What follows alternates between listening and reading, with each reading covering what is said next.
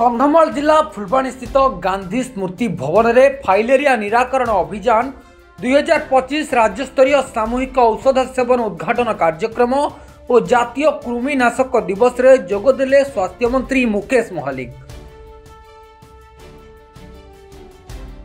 समग्र भारत वर्ष रे 13टी राज्य सहित ओडिशा प्रदेश 6टी जिला एवं 47टी पंचायत को 2027 सुधा फाइलेरिया मुक्त करने को आज आरंभ है संकल्प।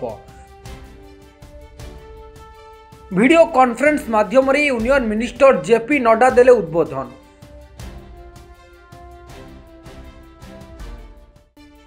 एसहित स्वास्थ्य मंत्री मुकेश महालिक फुलबाणी निर्माणाधीन थिबा सरकारी नूतन मेडिकल कॉलेज परिदर्शन करने सहित प्रोफेसर डॉक्टर इंजीनियर विद्युत विभाग एवं उच्च पदस्थ अधिकारी सहित पुंखानुपुंख भाव में आलोचना करी चलित आर्थिक वर्ष में फुलबाणी मेडिकल कॉलेज आरंभ होगा सहित एक नर्सिंग कॉलेज हेबो बोली सूचना देथिले।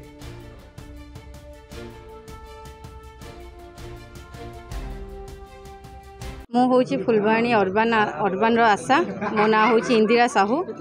आज फाइलेरिया मुक्त अभियान कार्यक्रम उद्घाटन है। स्वास्थ्य मंत्री योगदान देते एवं मोर पुओ को मध्य स्वास्थ्य मंत्री कृमि औषध खुआई से मु बहुत खुशी एवं आमे फाइलेरिया मुक्त कार्यक्रम आम भी योगदान देचु।